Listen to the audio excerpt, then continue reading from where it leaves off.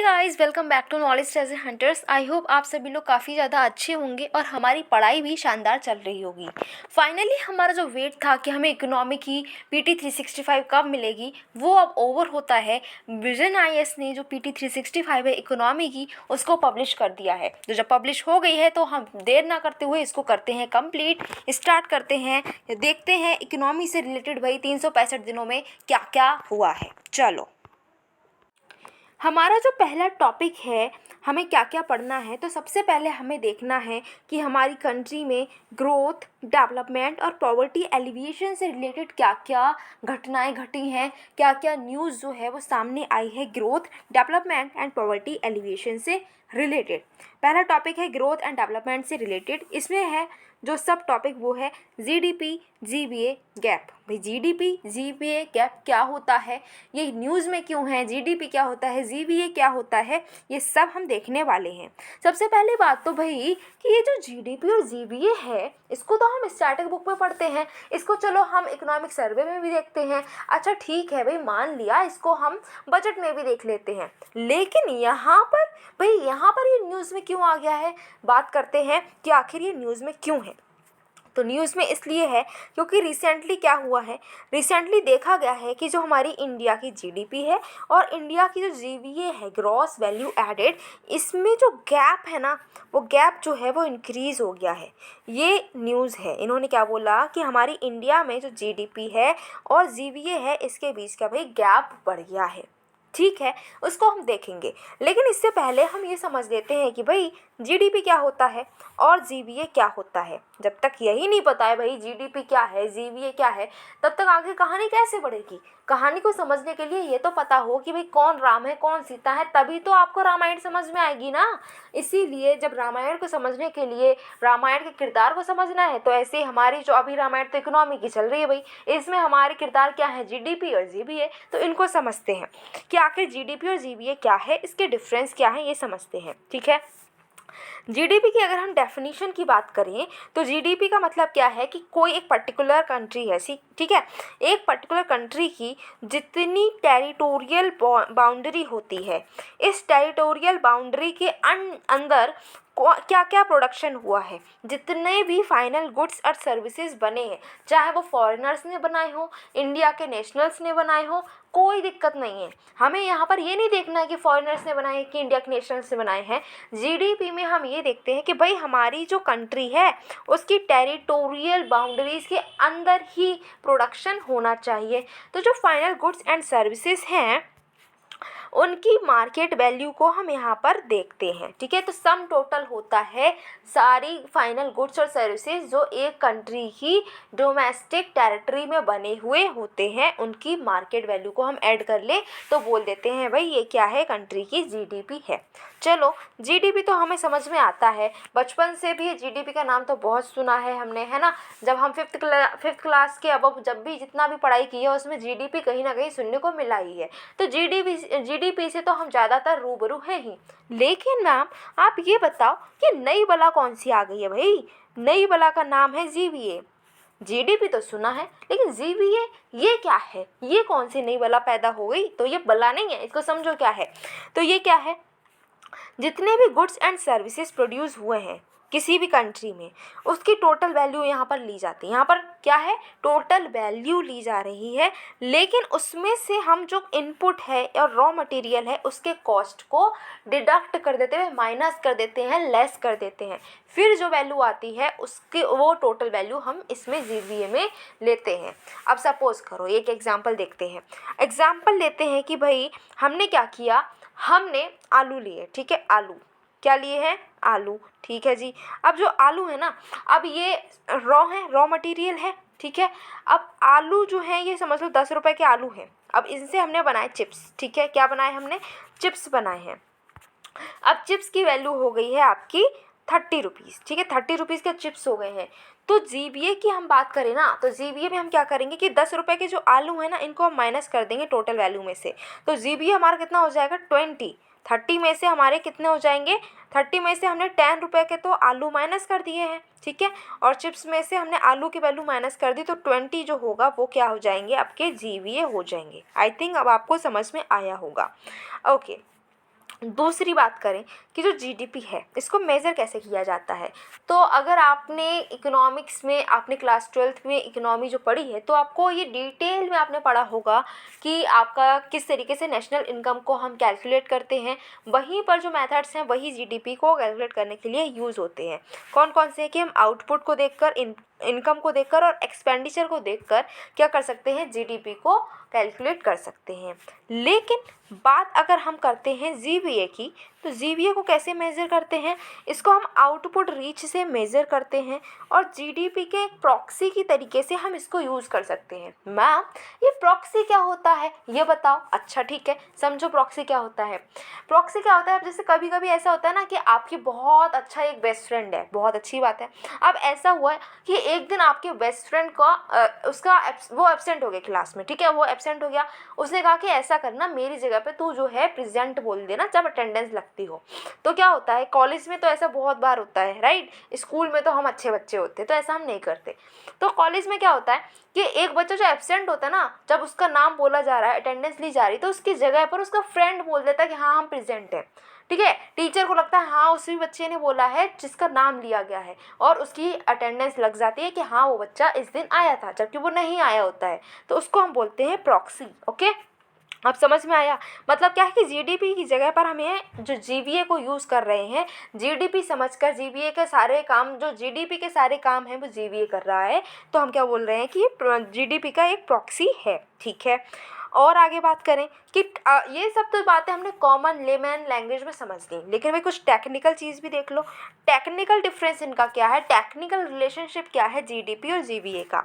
तो जीडीपी क्या है, जीडीपी अगर आपको जितना भी जीवीए है उसको सबको आप ऐड कर देंगे, उसमें सारे जितने भी टैक्सेस हैं उनको भी ऐड कर देंगे, जितनी सब्सिडीज़ हैं उसको लेस कर देंगे, तो जो आपका सम आएगा ना वो जीडीपी होगा। ये आपको याद रखना है। ओके, पर्पस क्या है, जीडीपी का पर्पस होता है कि हम मेज़र करते हैं कि हमारी जो कंट्री है उसमें ओवरऑल भाई इकोनॉमिक ग्रोथ कितनी हुई है, हमारी कंट्री में कुछ तरक्की वर्क्की हो रही है कि नहीं हो रही है। कहीं ऐसा तो नहीं कि हमारा देश भाई गरीब होता चला जा रहा है, इसको मेज़र भी तो करना पड़ेगा ना। तो मेज़र करने के लिए हम जीडीपी का यूज़ करते हैं। वहीं पर अगर हम जीवीए की बात करें तो जीवीए में क्या होता है कि इकोनॉमिक एक्टिविटी हम देखते हैं सेक्टर वाइज, कि भाई अच्छा जो कपड़ा है, कपड़े की इंडस्ट्रीज़ हैं, उन्होंने कितना जो है कंट्रीब्यूशन दिया है हमारे देश की तरक्की में। अच्छा जो पिज़्ज़ा बर्गर वाले हैं उन्होंने कितना कंट्रीब्यूशन दिया है। अच्छा ये जो फार्मर्स हैं इनका क्या कंट्रीब्यूशन रहा है हमारी कंट्री की तरक्की में। इस तरीके से अलग अलग सेक्टर्स जो हैं उनकी प्रोग्रेस को हम देखते हैं जीवीए से। तो आई थिंक अब ये भी क्लियर हुआ होगा। चलो अब देखते हैं इंडिया में जीवीए की क्या पोजीशन है। ठीक है, तो जीबीए एट बेसिक प्राइस जो है जिसका बेस ईयर हम लेते हैं 2011 से 12 तक, वो हमारे आउटपुट को मेज़र करने के लिए प्राइमरी मेज़र बन गया है। मतलब हमारी कंट्री में जो अलग अलग सेक्टर्स हैं उनका आउटपुट अगर हमें मापना होता है कि कौन से सेक्टर का कितना आउटपुट निकल कर आया है, उन्होंने कितना प्रोडक्शन किया है, उनकी क्या प्रोग्रेस हुई है, हमें ये अगर मापना होता है तो अब हम क्या करते हैं, जीबीए एट बेसिक प्राइस का यूज़ करते हैं। बेस ईयर हम लेते हैं, आपको याद रखनी है 2011-12। ओके, ये इसलिए किया गया है, क्यों किया गया है भाई, क्योंकि जो यूएन का एक सिस्टम है नेशनल अकाउंट्स का, 2008 में यूएन ने एक नेशनल अकाउंट्स के लिए सिस्टम लॉन्च किया था। उस सिस्टम के साथ में हमारा सिस्टम मैच हो सके, इसके लिए हमने वो सिस्टम में जो भी प्रैक्टिसेस हो रही थी उसी को हमने अपना लिया है। अब ये जो सिस्टम ऑफ नेशनल अकाउंट्स है ये लेटेस्ट वर्जन है। किस चीज़ का लेटेस्ट वर्जन है भाई, international statistical standard for the national accounts, जिसको यूएनएससी ने अडॉप्ट किया था। उसका लेटेस्ट वर्जन क्या है, UN system of national accounts. Okay, और बात करें तो जो जीबीए है, जीबीए के जो एस्टीमेट है वो क्वार्टरली भी आते हैं और एनुअल भी आते हैं। याद ये नहीं रखना है, याद हमें क्या रखना है कि भाई ये जो एस्टीमेट्स आते हैं ना जीबीए के, रिलीज़ कौन करता है, कौन सी बॉडी रिलीज़ करती है, तो ये रिलीज़ किए जाते हैं नेशनल स्टैटिस्टिकल ऑफिस के द्वारा। ठीक है, और इसमें 8 ब्रॉड सेक्टर्स जो हैं वो इंक्लूड किए जाते हैं। तो पहले हम देख ही लेते हैं कि आखिर कौन कौन से सेक्टर्स हैं जो कि जीबीए में इंक्लूडेड होते हैं, जिसका डेटा हमको मिलता है। ठीक है, पहला है एग्रीकल्चर, फॉरेस्ट्री एंड फिशिंग। भाई एग्रीकल्चर ने, फॉरेस्ट्री ने, फिशिंग ने कितना तरक्की करी है, उसकी क्या पोजीशन है, ये हम जीवीए से मापते हैं। माइनिंग क्वेरिंग को भी देखते हैं, मैन्युफैक्चरिंग को देखते हैं, इलेक्ट्रिसिटी, गैस, वाटर एक्सेट्रा को भी देखते हैं, trade, hotels, transports, communication services जो कि ब्रॉडकास्टिंग से रिलेटेड है, ये भी इसी में इंक्लूडेड होते हैं। Financial, real estate and professional services, जैसे डॉक्टर है, कोई लॉयर है, कोई चार्टर्ड अकाउंटेंट्स है, कोई टीचर है, तो ये भी इसमें इंक्लूडेड होते हैं। कंस्ट्रक्शन में क्या क्या हो रहा है, उस सेक्टर में क्या प्रोग्रेस हुई है, उसको भी हम इसी में मापते हैं। पब्लिक एडमिनिस्ट्रेशन, डिफेंस और दूसरी सर्विसेज जो हैं उसको भी हम जीबीए निकालते हुए कैलकुलेट करते हैं। चलो ये सब तो बात हमने देख ली कि भाई जीडीपी क्या होता है, जीबीए क्या होता है, वो सब समझ में आ गया, उनके बीच का डिफरेंस भी समझ में आ गया, बहुत सही। लेकिन मैम ये सब आपने बता तो दिया, लेकिन मेन मुद्दा क्या था? आपने तो शुरुआत में कहा था कि न्यूज़ में ये है कि जीबीए और जीडीपी के बीच का गैप जो है वो इंडिया में बढ़ता जा रहा है। आपने इसकी तो कोई बात ही नहीं की अभी तक। आपने तो जीबीए जीडीपी की कथा सुना दी है, लेकिन हमें तो ये जानना है ना कि न्यूज़ में क्या है। न्यूज़ बताइए। चलो न्यूज़ देखते हैं आखिर। अब हम बात कर ही लेते हैं कि आखिर ये जो गैप बढ़ रहा है, जिसको हमने देखा कि हाँ जीडीपी और जीबीए के बीच में गैप बढ़ रहा है, तो ये जो गैप बढ़ रहा है तो बिना किसी रीज़न के तो ऐसा हुआ नहीं होगा कि भाई इस जो जीडीपी और जीबीए ने सोचा कि चलो हम अपने बीच में गैप बढ़ा दे रहे हैं, हमारी फ्रेंडशिप अच्छी नहीं चल रही है, गैप बढ़ाने की ज़रूरत है, तुम दूर रहो और मैं दूर रहूँगा। ऐसा तो नहीं है ना, कुछ रीज़न होगा, बिना रीज़न के तो कुछ होता ही नहीं है। तो क्या रीज़न है भाई? कुछ रीज़न है, हाँ है, रीज़न है, बहुत सारे रीज़न है। चलो देखते हैं कि क्या रीज़न है कि इन दोनों के बीच में गैप बढ़ गया है। तो सबसे पहली चीज़ बेसिक डिफरेंस क्या है कि जब भी हम जीडीपी है ना, जीडीपी को कैलकुलेट करते हैं मार्केट प्राइस पर, ठीक है। हमेशा हमने देखा भी है कि जीडीपी में क्या होता है, मार्केट वैल्यू को हम ले रहे हैं तो मार्केट प्राइस पर ये कैलकुलेटेड होता है। बट अगर हम जीबीए की बात कर लें भाई, तो जीबीए हमेशा बेसिक प्राइस पर कैलकुलेट होता है। तो जब हमारा कैलकुलेशन में ही डिफरेंस है तो इनके बीच में गैप तो आना ही है, राइट। क्योंकि ये जीबीए को बेसिक प्राइस पे कर रहे हो कैलकुलेट और आप जीडीपी को मार्केट प्राइस पे। अब मार्केट प्राइस और बेसिक प्राइस में डिफरेंस तो होगा ना, जब उसी चीज़ में डिफरेंस है तो इसमें डिफरेंस आएगा ही आएगा। चलो ये तो हो गया बेसिक रीज़न, लेकिन और भी तो रीज़न है। और रीज़न्स क्या हैं? रीज़न ये है कि जीडीपी ग्रोथ जो है वो जीबीए ग्रोथ से पीछे रह जाती है। क्यों रह जाती है? क्योंकि सब्सिडीज़ जो हैं वो हाई हैं, टैक्सेस जो हैं वो लो हैं, ठीक है। और हमने क्या देखा था कि जीडीपी में क्या होता है, जब हम जीबीए में क्या कर दें, टैक्स को प्लस कर देते हैं और सब्सिडीज़ को माइनस कर देते हैं, यही तो बोला गया। अब जीबीए है अपना, ठीक है, बहुत सही। अब जो टैक्स है ना वो है आपका, सपोज करो 10 रुपये, ठीक है। जीबीए है 100 रुपये, लेकिन आपकी सब्सिडीज़ 20 रुपीज़ है, ठीक है। अब जीबीए की अगर हम बात करें तो जीबीए क्या है आपका 100 और इसमें हम 10 ऐड कर लेंगे 110 हो जाएंगे, लेकिन माइनस हो जा रहा है ना इसमें से 20 सब्सिडीज़। तो ये आपकी जीडीपी कितनी आ रही है? जीडीपी अब क्या आ गई है 90। ख़त्म, बात ख़त्म। यहीं पे समझ में आ ही गया कि जीडीपी में क्या असर हुआ कि जीबीए तो 100 था, लेकिन हमारे टैक्स अगर ज़्यादा होते तो जीडीपी ज़्यादा हो जाती। टैक्स हमारी इंडिया में कम आते हैं, सब्सिडीज़ हम ज़्यादा देते हैं, जिसकी वजह से टोटल जो जीडीपी का असर पड़ता है वो ये कि जीडीपी कम रह जाती है। यहाँ पर देखो जीडीपी रह गई 90, जीबीए थी हमारी 100, हो गया ना यहीं पे डिफरेंस। ये तो हमने एग्जाम्पल में दिया है, लेकिन इंडिया की बात करें तो कई करोड़ों में बात चलती है, लेकिन बेसिक फंडा तो यही है। आई थिंक आप समझ में आपको आया ही होगा क्या डिफरेंस है, क्यों ऐसा हो रहा है। क्योंकि हमारी इंडिया में टैक्सेस कम मिल रहे हैं और सब्सिडीज़ ज़्यादा दी जाती हैं, जिसकी वजह से असर ये होता है जीडीपी कम रह जाती है, जीबीए ज़्यादा होती है। चलो आगे बढ़ते हैं। आगे बढ़ने पर देखने को मिलता है हमें कि जो जीडीपी है और जीबीए है, क्यों इतनी मेहनत कर रहे हैं, क्यों भाई हम इसके बारे में पढ़ रहे हैं, इसको कैसे कैलकुलेट किया जाता है ये देख रहे हैं, इसमें गैप चल रहा है तो क्यों चल रहा है ये हम रीज़न निकाल रहे हैं, इतनी स्टडीज़ चल रही हैं, इतनी स्टैटिस्टिकल डेटा को हम एनालाइज करते हैं, क्यों भाई क्यों हम फालतू मेहनत कर रहे हैं? तो फालतू में कुछ भी मेहनत नहीं हो रही है, ये हमारे लिए बहुत इंपॉर्टेंट है। जीडीपी और जीबीए दोनों ही अपनी अपनी जगह पर बहुत इंपॉर्टेंट है हमारे लिए। क्यों, देखते हैं। पहले अगर हम जीडीपी की बात कर लें तो जीडीपी बताता है भाई इकोनॉमिक, जो हमारी इकोनॉमी है उसकी हालत कैसे चल रही है, उसकी हेल्थ ठीक है कि नहीं, इकोनॉमी बीमार तो नहीं हो गई। ऐसा तो नहीं है कि इकोनॉमी के सिर में दर्द हो रहा है, कि उसको बुखार आ गया, उसको खांसी जुकाम तो नहीं हो गई, ऐसा तो नहीं हो गया है। तो ये हमें कैसे पता चलेगा कि इकोनॉमी जो है हमारी वो ग्रो कर रही है, कि हमारी इकोनॉमी ऐसा तो नहीं है कि पीछे रह गई, ठीक है, हमें पता है ना कि हम अगर जीडीपी निकालते हैं, जीडीपी हमारी ज़्यादा आ रही है, मतलब हाँ हम ग्रो कर रहे हैं, भाई ढंग से काम चल रहा है, तो यानी कि हम हेल्दी हैं, हमारी इकोनॉमी हेल्दी है। ये हमारा कौन बताता है? ये बताता है जीडीपी ही बताता है, राइट। ये बताता है कि एक हमारे इंडिया में लोगों का स्टैंडर्ड ऑफ लिविंग कितना है।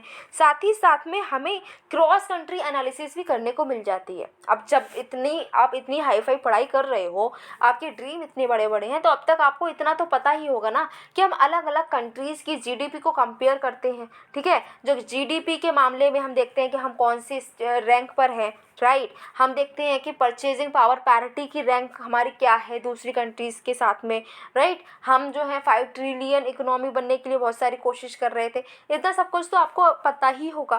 तो हमें इतना तो पता है कि हाँ, अगर हमें क्रॉस कंट्री अगर कंपैरिजन करना है तो हम जीडीपी का यूज़ करते हैं। ठीक है, ये कहानी तो जीडीपी की हो गई। लेकिन अगर हम जीवीए की बात करें तो जीवीए भी कोई आलतू फालतू की चीज़ नहीं है भाई। जीवीए जो है ना, वो भी हमारे लिए बहुत ज़्यादा इंपॉर्टेंट है। क्यों इंपॉर्टेंट है? क्योंकि जीवीए जो है ना, जीवीए में रियल पिक्चर दिखाती बिना किसी फिल्टर के। ठीक है, जो आपका रियल पिक्चर है ना, वो दिखाती है कौन? जीवीए। वो बताती है कि आपकी इकोनॉमिक एक्टिविटी कैसी चल रही है आपकी इकोनॉमी में। भाई अच्छा, एग्रीकल्चर कैसा चल रहा है, टेक्सटाइल इंडस्ट्री कैसी चल रही है, जो आपकी सर्विस सेक्टर है उसका क्या हाल है, एजुकेशन कैसी है लोगों की, ये सब कुछ कौन बता रहा है? जीवीए। तो जीवीए क्या करता है? एक पर्टिकुलर सेक्टर से रिलेटेड सारी प्रोग्रेस को बताता है। ठीक है, और इसके साथ ही साथ में ये भी है कि टैक्स कंप्लाइंस में भी ये हेल्प करता है। ठीक है, ये बताता है कि कौन से सेक्टर को आपको क्या करना है, जो रिवाइव करने की ज़रूरत है, कौन से सेक्टर को आपको थोड़ा सा इंसेंटिव देने की ज़रूरत है, ये भी हमें जीवीए से पता चल जाता है। साथ ही साथ में कौन से सेक्टर की प्रोडक्टिविटी कितनी है, ये भी हमें जीवीए से ही पता चलता है। चलो, जीडीपी और जीवीए की कथा तो बहुत हो गई, लेकिन अभी एक नया टर्म सुनने को मिला है। नया टर्म है green GDP. Ma'am, GDP green colour की होती है क्या? ग्रीन जीडीपी क्या वो होती है जिसका कलर ग्रीन हो, या फिर जीडीपी को अगर हम ग्रीन कलर से लिख दें तो वो ग्रीन जीडीपी हो जाती है क्या? नहीं, ऐसा कुछ भी नहीं है। तो आखिर ग्रीन जीडीपी क्या है, चलो समझते हैं। ग्रीन जीडीपी क्या है? तो पहले तो न्यूज़ क्या है? न्यूज़ ये है कि इंडिया की ग्रीन जीडीपी जो है, ट्रेडिशनल जीडीपी हमारी जो है, हम जो जीडीपी निकालते हैं नॉर्मली, उसके मुताबिक जो हमारी ग्रीन जीडीपी है वो ज़्यादा ग्रो कर रही है, ज़्यादा फास्टर वे में ग्रो कर रही है। ठीक है, जो पिछले 30 सालों में हमने जो देखा है, उस टाइम क्या होता था? पिछले 30 सालों में होता था ये कि हमारी जो नॉर्मल जीडीपी है वो ज़्यादा इस स्पीड में ग्रो कर रही होती थी ग्रीन जीडीपी से। लेकिन अभी जो है मामला उल्टा हो चुका है। ग्रीन जीडीपी ज़्यादा तेज़ तरीके से, फास्टर तरीके से मूव कर रही है, ग्रो कर रही है, और ट्रेडिशनल जीडीपी थोड़ी कम तरीके से, कम स्पीड में ग्रो कर रही है। चलो, न्यूज़ की तो बात हो गई, लेकिन आप ये तो बता दो मैम कि आखिर ग्रीन जीडीपी है क्या? तभी तो पता चलेगा कौन सी स्पीड में दौड़ रही है, कौन सी गाड़ी है ये जो दौड़ रही है स्पीड में। चलो, तो ग्रीन जीडीपी क्या है? पहली बार ये जो टर्म है ना, ये यूनाइटेड नेशंस ने 1993 में प्रपोज किया था। ठीक है, ग्रीन जीडीपी क्या है, इसको हम कैलकुलेट कैसे करते हैं?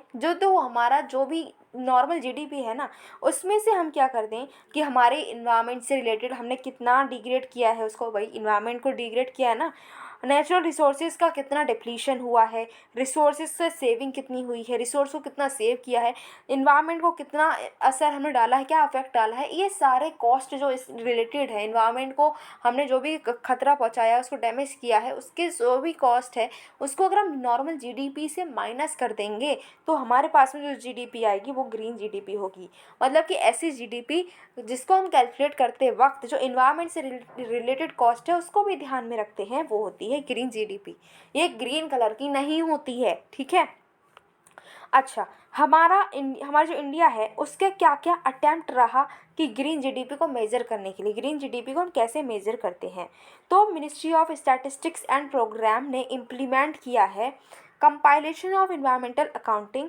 किसके अंडर ये करा गया है? इन्वायरमेंटल अकाउंटिंग हम किसके अंडर कर रहे हैं? तो हम कर रहे हैं national capital accounting and valuation of ecosystem services के अंडर हम क्या कर रहे हैं? इन्वायरमेंटल अकाउंटिंग को कर रहे हैं। ठीक है, मॉस्पी ये काम कर रहा है। अब ये जो एनकेप्स है, एनकेप्स प्रोजेक्ट को लॉन्च किया गया है 2017 में यूएन और यूरोपियन यूनियन ने मिलकर, जिससे कि इकोसिस्टम अकाउंटिंग कि प्रोसेस अच्छे से लोगों को समझ में आए, उसकी नॉलेज लोगों को पहुंचा सकें। ठीक है, green accounting for Indian states and union territory project को बिल्ड किया गया है। इसने क्या किया है, एक फ्रेमवर्क बिल्ड किया है कि किस तरीके से नेशनल इनकम अकाउंट में नेशनल इनकम अकाउंट को हम इन्वायरमेंटली एडजस्ट करेंगे। ठीक है, अब हमारी इंडिया में पहली ऐसी कौन सी स्टेट है जिसने ग्रॉस इन्वायरमेंट प्रोडक्ट को कैलकुलेट किया, तो वो स्टेट है उत्तराखंड। ओके जी, कुछ रिलेटेड इन्फॉर्मेशन भी है, क्या है, इन्वायरमेंटल कुजनेट्स कर्व। अब इन्वायरमेंटल कुजनेट्स कर्व क्या है, ये आर्ग्यू करता है कि इनिशियल फेज होता है ना जब इकोनॉमिक डेवलपमेंट का, तब क्या होता है कि पॉजिटिव रिलेशन होता है पॉल्यूशन लेवल का और पर कैपिटा इनकम का। मतलब कि अगर आप क्या कर रहे हैं, आपकी नई नई अभी डेवलपमेंट शुरू हुई है तो आप पॉल्यूशन भी बढ़ाएंगे और आपकी इकोनॉमिक जो आपकी पर कैपिटा इनकम है वो भी बढ़ेगी। लेकिन बाद में क्या होगा, बाद में ये होगा कि आपकी इनकम बढ़ेगी और बाद में ये होगा कि आपको पहले तो क्या रहता है कि पॉजिटिव रिलेशन रहता है। ठीक है, कि आप क्या कर रहे हैं कि जो अपनी इन्वायरमेंट है उसको भी डिग्रेड कर रहे हैं और साथ में आपकी जीडीपी जो है वो भी बढ़ रही है। उसके बाद में एक पॉइंट ऐसा आएगा कि जो आपकी जीडीपी की ग्रोथ है वो भी स्टैग्नेंट हो गई और पॉल्यूशन भी उतना का उतना ही रह गया है। उसके बाद क्या होगा कि आपकी जीडीपी जो है वो ग्रो कर रही है और पॉल्यूशन कम होता जाएगा, ये कुजनेट कर्व्स ने बताया है। चलो, पहला टॉपिक तो आपका हो गया है, आपने जीडीपी जीवीए की पूरी कथा पढ़ ली है, बहुत अच्छी चीज़ है। अब चलते हैं नेक्स्ट टॉपिक की तरफ। ठीक है, नेक्स्ट टॉपिक है ह्यूमन डेवलपमेंट रिपोर्ट। भैया ह्यूमन जो है उसमें कितना डेवलपमेंट हो रहा है, इसके लिए रिपोर्ट है। चलो देखते हैं आखिर क्या रिपोर्ट है, ये न्यूज़ में क्यों है, चलो देख लो। न्यूज़ में इसलिए है क्योंकि यूएनडीपी ने रिलीज़ किया है 2021-22 की ह्यूमन डेवलपमेंट रिपोर्ट और इसका टाइटल क्या है, uncertain times unsettled lifes sharpening our future in are transforming words. आपको इसकी थीम ये याद रखनी है। ठीक है, 2021 में बहुत ज़्यादा पैंडेमिक फैला हुआ था, इसीलिए ये न्यूज़ नहीं ये जो रिपोर्ट है ये नहीं आ पाई थी। तो दोनों ही सालों की 2021 और 22 की कंबाइंड रिपोर्ट ये आई है। अब आपको याद ये नहीं रखना है कि कंबाइन आई कि नहीं आई, आपको याद ये रखना है कि भाई ये रिपोर्ट कौन लाता है।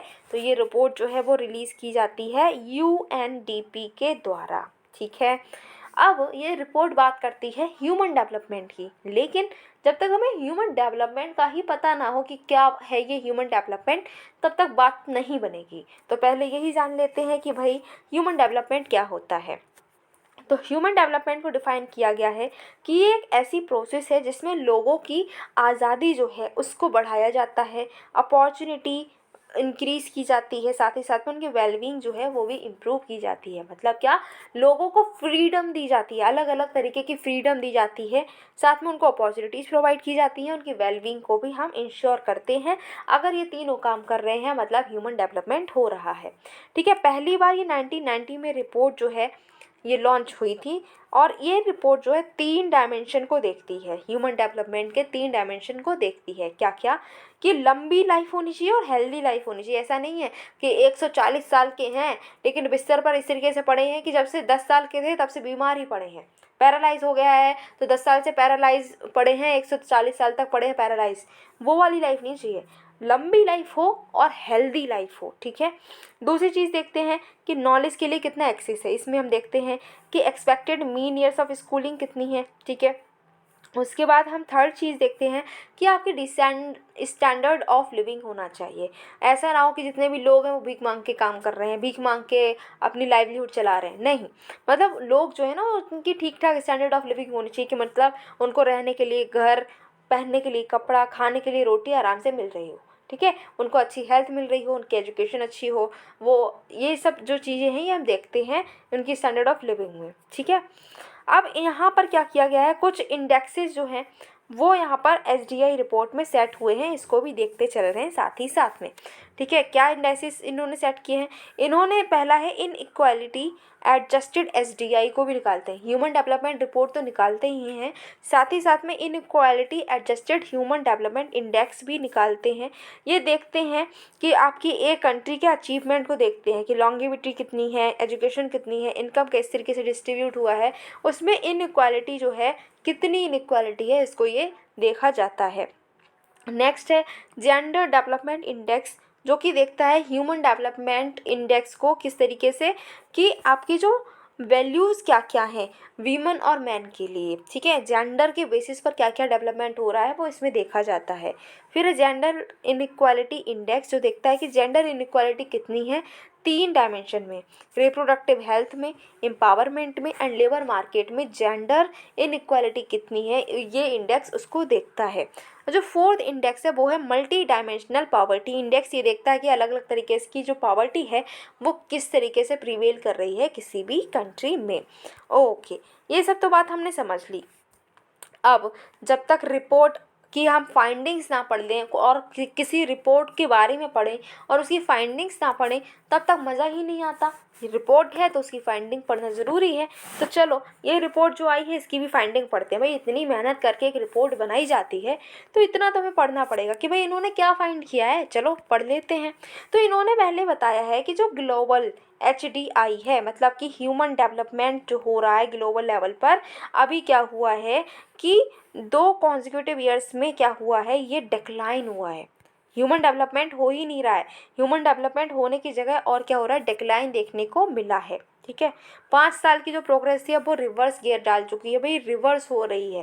पहले हम इम्प्रूव कर रहे थे ह्यूमन डेवलपमेंट इंडेक्स में, अब हम क्या कर रहे हैं, डिक्लाइन कर रहे हैं।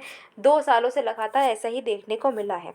हमारी रैंक की बात करें तो 191 कंट्रीज़ में हमारी रैंक 132 है, जो कि अच्छी नहीं है। ठीक है, श्रीलंका, चाइना, बांग्लादेश, भूटान से अगर हम बात करें तो ये जो छोटी छोटी जो कंट्री है, जैसे भूटान जैसी कंट्री है, ठीक है, श्रीलंका जिसका अभी हमने देखा था कितना हैवी इकोनॉमिक क्राइसिस चल रहा है वहाँ पर, लेकिन फिर भी ये जो कंट्रीज़ हैं ये हमसे बेटर हैं। भाई श्रीलंका की बात करें तो इनको 73 रैंक मिली है और हमारी है 132।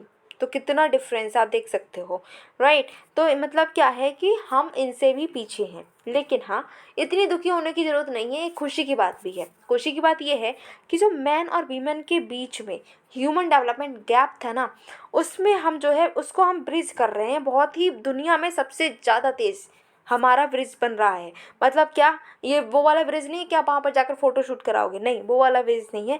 मतलब क्या है कि मैन जो होता है, ठीक है, मैन का जो भी ह्यूमन डेवलपमेंट हो रहा है और जो वीमन है उसका ह्यूमन डेवलपमेंट हो रहा है, तो इन दोनों के बीच में क्या रहता था, गैप रहता था कि मैन का ज़्यादा अच्छे से ह्यूमन डेवलपमेंट हो रहा होता था और वीमन के लिए इतनी ज़्यादा अपॉर्चुनिटीज़ नहीं मिलती थी। लेकिन अब इन दोनों का जो गैप था उसको हम जल्दी जल्दी ब्रिज कर रहे हैं, उसको जोड़ रहे हैं, उसके गैप को ख़त्म करने की कोशिश कर रहे हैं। दुनिया में सबसे ज़्यादा हाई स्पीड में हम ही ऐसा काम कर रहे हैं। अब बात कर लेते हैं कि अभी हमने देखा कि जो 2 सालें हैं, 2 सालों में से हमारा जो HDI है उसमें डिक्लाइन देखने को मिल रहा है हमें। तो आखिर क्यों डिक्लाइन हो रहा है, कुछ रीज़न होगा। हाँ, रीज़न है। क्या रीज़न है, देखो, कोविड-19 हो गया था, ठीक है, उसके बाद में रशिया का वही यूक्रेन पर इन्वेजन हो गया, क्लाइमेट क्राइसिस हो रहे हैं, ये सब मिलकर क्या कर रहे हैं, इन सब ने मिलकर जो ह्यूमन डेवलपमेंट का स्कोर था ना ग्लोबल लेवल पर, उसको कम कर दिया है। लाइफ एक्सपेक्टेंसी भी अब कम हो गई है। ठीक है, 2019 में जो लाइफ एक्सपेक्टेंसी थी, अब 2021 में पैंडेमिक आया और उसकी वजह से लाइफ एक्सपेक्टेंसी में भी थोड़ी कमी देखने को मिल रही है। ये तो ग्लोबल लेवल पर बात हो गई कि ग्लोबल लेवल पर जो ह्यूमन डेवलपमेंट है वो कम क्यों हो गया। लेकिन अगर हम इंडिया की बात करें तो इंडिया में ऐसा क्या हो गया भाई कि ह्यूमन डेवलपमेंट कम होता जा रहा है। तो वो इसलिए हो रहा है क्योंकि हमारी कंट्री, पहली बात तो ये देख लो कि कंट्री जो है ना उसको मीडियम ह्यूमन डेवलपमेंट कैटेगरी में डाल दिया है। रीज़न क्या है कि हमारी कंट्री में भी लाइफ एक्सपेक्टेंसी है वो कम हो गई है। स्कूलिंग की एक्सपेक्टेड ईयर्स जो थी वो भी कम हो गई हैं। ठीक है, अभी हमने देखा था जब कोविड था उस टाइम पर कितना गंदा असर पड़ा है हमारे एजुकेशन सेक्टर पे। ठीक है, कितना बुरा असर पड़ा है। जो बच्चे हैं, जो जो बहुत अच्छे बच्चे थे, जो टॉपर बच्चे थे, अब उनसे भी अगर हम पढ़ाई की बात पूछे तो वो नहीं बता पा रहे हैं। ठीक है, उनके वो सब पढ़ा लिखा भूल चुके हैं। ऑनलाइन पढ़ाई जो हो रही थी वो बच्चों ने ढंग से करी ही नहीं है, उनको समझ में ही नहीं आता था। आधे बच्चों के पास में ऑनलाइन जो है उसके लिए ना लैपटॉप था ना मोबाइल फ़ोन था, ये सब था तो इंटरनेट नहीं था, राइट। तो इतनी सारी प्रॉब्लम्स थी कि एजुकेशन सेक्टर पूरा बर्बाद हो चुका था पैंडेमिक में, राइट। कई सारे हमने ड्रॉप आउट्स देखे थे, बच्चे जो हैं उन्होंने स्कूल जाना ही बंद कर दिया, राइट। तो इससे क्या हुआ कि हमारी जो एक्सपेक्टेड ईयर्स थी स्कूलिंग की ये बहुत ज़्यादा एडवर्सली अफेक्ट हुई हैं। इंडिया के पर कैपिटा इनकम की अगर हम बात करें परचेजिंग पावर पैरिटी में, वो भी कम हो गई है 5% से। 2019 और 2021 की अगर हम बात करते हैं तो यहाँ पर इंडिया की परचेजिंग पावर कैपिटा जो है, परचेजिंग पावर पैरिटी के मुताबिक जो पर कैपिटा इनकम हम निकालते हैं वो अब 5% से कम हो गई है। चलो कोई बात नहीं है, रिपोर्ट हमने समझ ली, लेकिन भाई रिपोर्ट में मेहनत किसने करी है? इस रिपोर्ट को लाने में मेहनत है यूएनडीपी की। तो ये अच्छी बात नहीं रहेगी अगर हमने पूरी रिपोर्ट पढ़ ली लेकिन जिसने मेहनत की उसका नाम ही ना लें, ठीक है, उसके बारे में पढ़े ही ना। तो उसके बारे में भी पढ़ लेते हैं भाई, यूएनडीपी के बारे में भी हम पढ़ेंगे क्योंकि इसने इतनी अच्छी सी एक रिपोर्ट निकाली है इतनी मेहनत करके, तो हम इसको भी पढ़ लेते हैं। तो यूएनडीपी क्या है? ये 1965 में इस्टेब्लिश हुआ है। इसको क्या करा गया है? जो United Nations expanded programme of technical assistance और यूनाइटेड नेशंस स्पेशल फंड, इन दोनों को मर्ज करके बना दिया गया यूनाइटेड नेशंस डेवलपमेंट प्रोग्राम, ठीक है। अब ये क्या काम करता है, इसके क्या एम है? एम है कि भाई गरीबी है उसको ख़त्म कर देना, पॉवर्टी को एंड करना है, डेमोक्रेटिक गवर्नेंस को बिल्ड करना है, रूल ऑफ लॉ को इस्टेब्लिश करना है और इंक्लूसिव इंस्टीट्यूशंस को बनाना है, ठीक है। 170 कंट्रीज़ और टेरिटरीज़ इसके साथ में काम करती हैं। हेडक्वार्टर इसका न्यूयॉर्क में है। ये यूनाइटेड नेशन की एक लीड एजेंसी है जो कि इंटरनेशनल डेवलपमेंट की बात करती है। ओके, और क्या कर सकती है ये? तो 3 मेन एरियाज़ पर फोकस करती है। क्या क्या? Sustainable development, democratic governance and peace building and climate and disaster resilience, ठीक है। एनुअल ह्यूमन डेवलपमेंट रिपोर्ट जो ये निकालते हैं यूएनडीपी, ये इसकी फ्लैगशिप इंडिपेंडेंट पब्लिकेशन होती है। ओके, नेक्स्ट टॉपिक की अगर हम बात करें तो हमने अभी ग्रोथ की बात की, हमने डेवलपमेंट की बात करी थी, हमने पॉवर्टी एलिविएशन की बात कर ली। अभी हम ग्रोथ एंड डेवलपमेंट को डिस्कस कर चुके हैं। हमने देखा था कि पॉवर्टी एलिविएशन को हम डिस्कस करना था। अब हम डिस्कस करते हैं पॉवर्टी एलिविएशन को। भाई गरीबी कैसे हटाई जाएगी, उसको कैसे रिड्यूस किया जाएगा, इसकी बात यहाँ पर की जाएगी। तो पहला जो टॉपिक है वो है पॉवर्टी एस्टिमेट्स। भाई पॉवर्टी एस्टिमेट्स क्यों न्यूज़ में है? चलो देख लेते हैं भाई क्यों न्यूज़ में आ गया। न्यूज़ में इसलिए आ गया है क्योंकि जो आईएमएफ है और वर्ल्ड बैंक है, इन्होंने 2 डिफरेंट एस्टिमेट्स निकाले हैं पॉवर्टी और इनइक्वालिटी के इंडिया में, ठीक है। आईएमएफ ने अपने अलग एस्टिमेट दिए हैं, वर्ल्ड बैंक ने अपने अलग एस्टिमेट दिए हैं पॉवर्टी और इनइक्वालिटी के इंडिया में। देखते हैं क्या एस्टिमेट इन्होंने दिए हैं। वर्ल्ड बैंक की अगर हम बात करें तो जो वर्ल्ड बैंक ने क्या कहा, वर्ल्ड बैंक ने कहा है कि जो आपका 2011 में हमारी जो पॉवर्टी है वो है 22.5%, ठीक है। और 2019 में ये पॉवर्टी है 10.2%। ये किसने बताई है बात? ये कहा है वर्ल्ड बैंक ने, ठीक है, ये वाली बात। अगर बात करें कि आईएमएफ ने क्या कहा, तो आईएमएफ ने जो है बताई है कि इंडिया में 2011 में जो इनइक्वालिटी और पॉवर्टी थी वो थी 10.8% और ये हो गई है 1.3% 2019 में, ठीक है। तो ये जो नीचे वाली लाइन है वो दिखाई है आईएमएफ ने और ऊपर वाली है वर्ल्ड बैंक की। ये चीज़ समझ में आई? ओके, अब जो और न्यूज़ की अगर हम बात करें तो जो इकोनॉमिक एडवाइजरी काउंसिल है प्राइम मिनिस्टर की, उसने भी state of inequality in India report को जारी किया है, ठीक है। अब पॉवर्टी को हम किस तरीके से मेज़र करते हैं ये भी देख लो। तो पॉवर्टी को हम 2 तरीके से मेज़र कर सकते हैं। कैसे कैसे? या तो हम एब्सोल्यूट पॉवर्टी देखते हैं या फिर हम रिलेटिव पॉवर्टी को देखते हैं। ये किस पर बेस्ड होती है? पॉवर्टी थ्रेशोल्ड पे, या फिर एक पॉवर्टी लाइन बनाई जाती है। और ये वो वाली लाइन नहीं है कि आप जो किसी बोर्ड पर जाकर लाइन खींच दें, कॉपी पर लाइन खींच दें, या फिर नीचे फर्श पर लाइन खींच दें, या दीवार पर लाइन खींच दें। ये वो वाली लाइन नहीं है, एक इमेजिनरी लाइन होती है, ठीक है, जिसको हम पॉवर्टी लाइन बोल रहे हैं। ये एक लिमिट होती है, ठीक है। तो अगर उस लिमिट के अंडर कोई जो पर्सन है वो फॉल करता है तो उसको हम पुअर कहते हैं, ठीक है। एब्सोल्यूट पॉवर्टी की अगर हम बात करें, जिसको हम एक्सट्रीम पॉवर्टी भी बोलते हैं, इसमें क्या है कि बेसिक लाइफ के लिए जो भी चीज़ें चाहिए होती है, बेसिक लाइफ की जो ज़रूरतें होती हैं, जैसे कि रोटी, कपड़ा, मकान, अगर किसी पर्सन को वो भी अवेलेबल नहीं है तो हम बोलते हैं कि वो पर्सन क्या है? एक्सट्रीम पॉवर्टी में है, या फिर हम बोल सकते हैं कि वो पर्सन एब्सोल्यूट पॉवर्टी में है। अब यहाँ पर बताया गया है वर्ल्ड बैंक ने क्या कहा। वर्ल्ड बैंक के अगर नज़रों में बात करें कि वर्ल्ड बैंक की नज़रों में कौन गरीब है, तो उन्होंने बोला कि किसी पर्सन की अगर अर्निंग 1.9 डॉलर से कम है, 1.9 US डॉलर से अगर कम है एक दिन में तो परचेसिंग पावर पैरिटी की टर्म्स में, तो फिर वो पर्सन पुअर है। ठीक है, ये तो हो गई एब्सोल्यूट पॉवर्टी की बात। दूसरी है relative poverty. Relative poverty represent करती है कि जो आपका इनकम स्टेटस है, रिसोर्स स्टेटस है, वो इतना बुरा है कि आप जो है ऐसी लाइफ जी रहे हैं जो कि एडिक्वेट या फिर सोशली एक्सेप्टेबल नहीं है सोसाइटी में।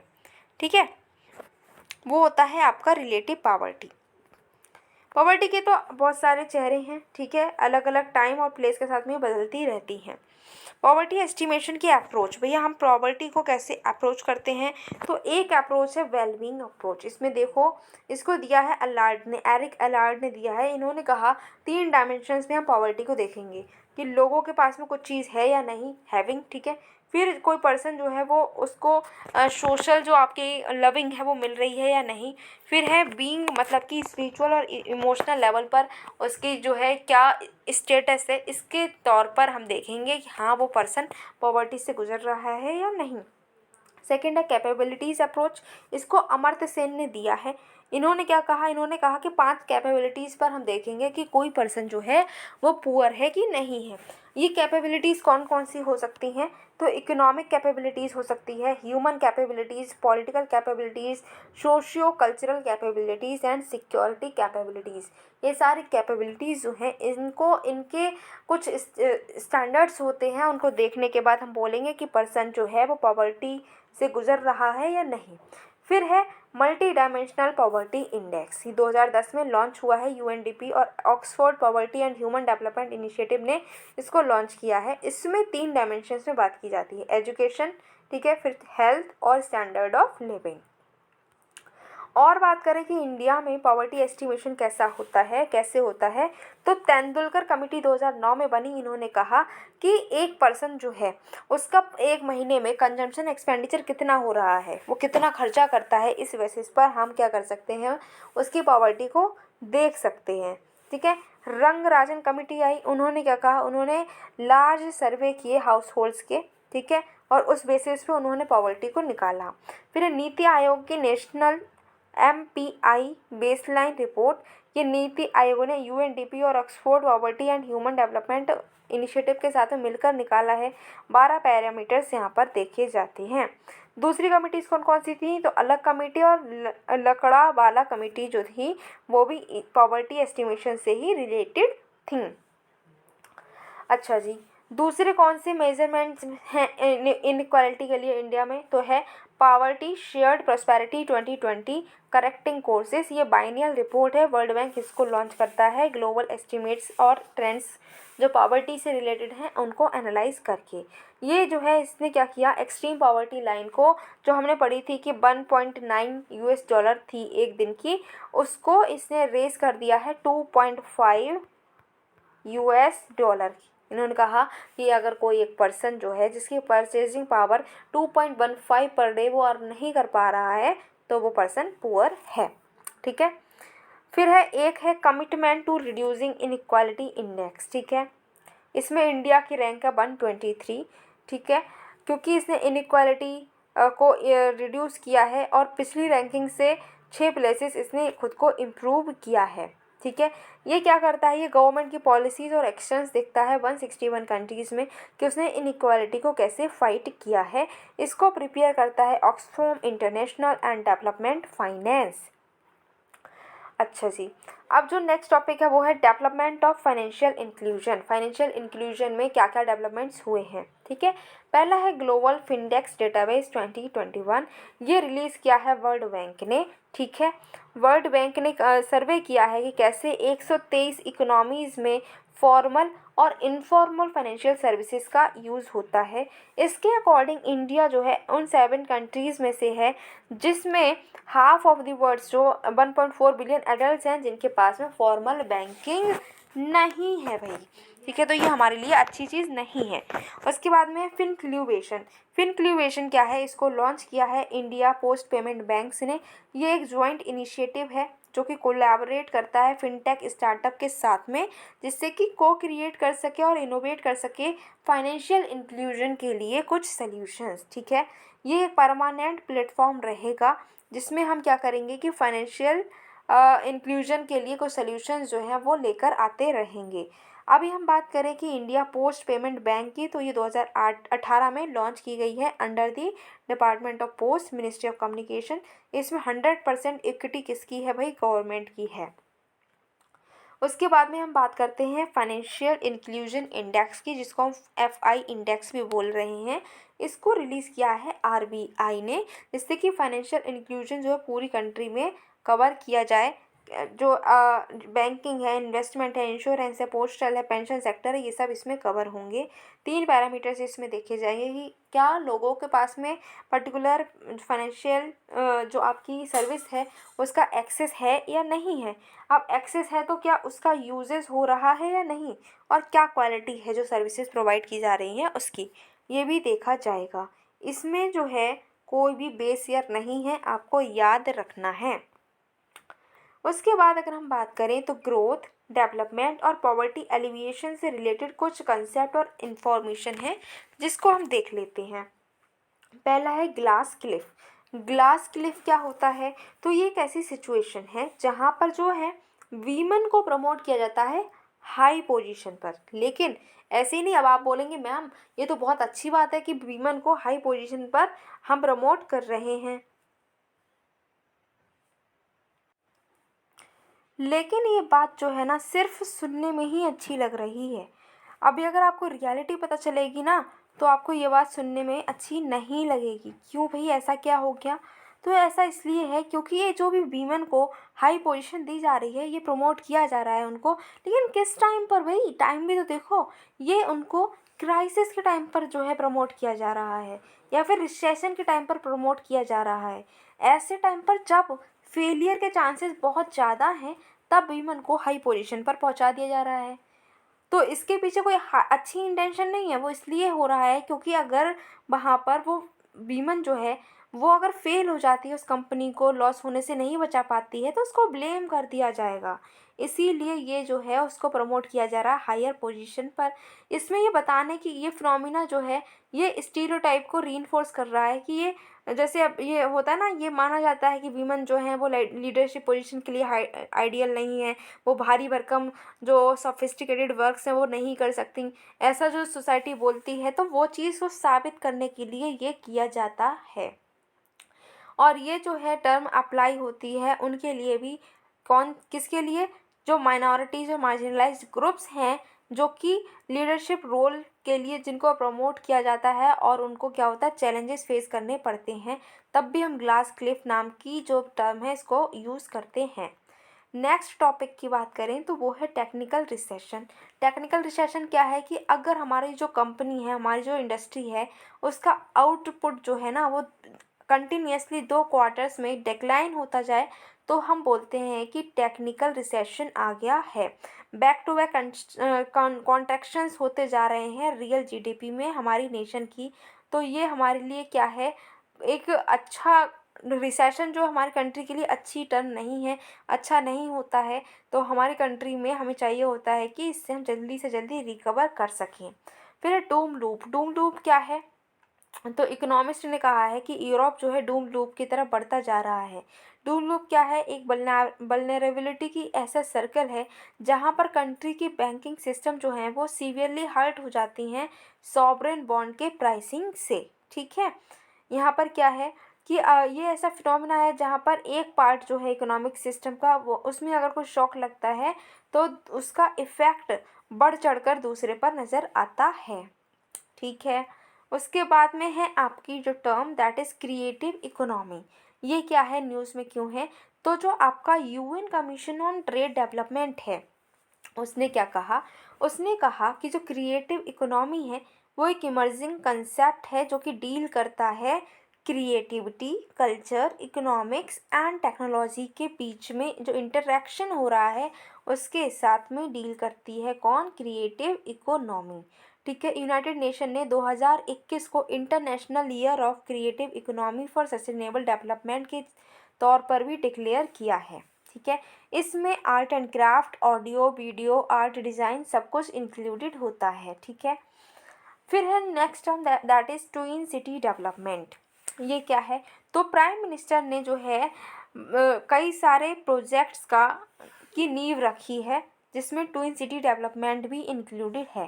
ट्विन सिटी डेवलपमेंट में क्या होता है कि जो एग्जिस्टिंग सिटीज़ हैं उनको ट्रांसफॉर्म किया जाएगा और उनको नई थीम के टाउनशिप्स की तरीके से डेवलप किया जाएगा, जो कि सेफ़ और efficient, clean, green, high quality of life को प्रोवाइड करते होंगे।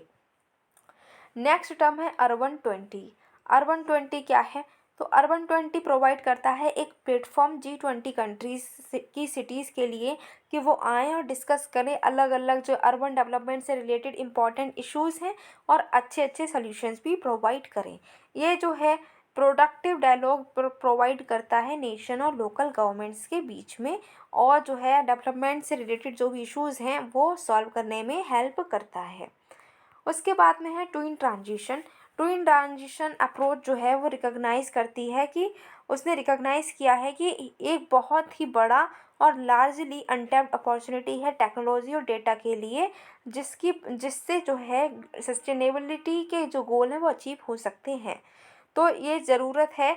अगर ये जो ट्विन ट्रांजिशन है इसकी नीड कब पड़ी? जब हमारे इंडस्ट्री 4.0 रिवॉल्यूशन आया, तब ट्विन ट्रांजिशन की ज़रूरत पड़ी थी। ये कंबाइन करता है जो भी आपके डिजिटल और सस्टेनेबिलिटी है, इसको एक साथ लेकर आता है और कहता है कि इफ़िशिएंसी और प्रोडक्टिविटी दोनों को ही उसमें जो भी आपके बेनिफिट्स हैं उनको अनलॉक किया जाए। ठीक है। फिर उसके बाद में जो नेक्स्ट न्यूज़ है वो है कॉस्ट ऑफ लिविंग इंडेक्स 2022। ठीक है। World wide cost of living index 2022 को रिलीज़ किया है इकोनॉमिक्स इंटेलिजेंसी यूनिट ने। इसमें ये क्या करते हैं, ये कंपेयर करते हैं 200 से ज़्यादा गुड्स एंड सर्विसेज को, प्राइसेस को 172 सिटीज़ में। ठीक है। इसमें टॉप किया है न्यूयॉर्क ने, उसके बाद में पीछे है इसके सिंगापुर, जो कि दुनिया की सबसे ज़्यादा एक्सपेंसिव सिटीज़ के तौर पर देखी जा रही हैं। ठीक है। उसके बाद में है ये जो न्यूज़ वो है कि कंट्री को डेवलप करना है पंच प्राण से। तो पंच प्राण जो है वो क्या है? देखो, हमारे जो प्राइम मिनिस्टर हैं उन्होंने इंडियन से कहा है कि पंच प्राण जो है उसको एम्ब्रेस किया जाए और इंडिया को अगले आने वाले 25 सालों में डेवलप्ड कंट्री बनाया जाए। यूएन ने क्लासीफाई कंट्रीज़ को किया है 3 ब्रॉड कैटेगरीज में: डेवलप्ड इकोनॉमीज़, इकोनॉमीज़ इन ट्रांजिशन और डेवलपिंग इकोनॉमीज़। इंडिया अभी लोअर मिडिल इनकम कैटेगरी में आती है। ठीक है।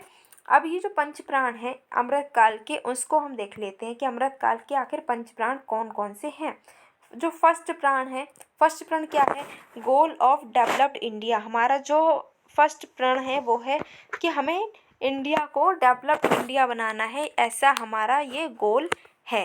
फर्स्ट प्रण की बात हो गई। सेकंड प्रण में अगर हम बात करें, सेकंड प्रण में क्या बात की गई है? तो सेकंड प्रण में बात की गई है कि कॉलोनियल जो हमारे माइंडसेट है उसको निकाला जाएगा। ठीक है। कॉलोनियल माइंडसेट को अब हमें ख़त्म करना है।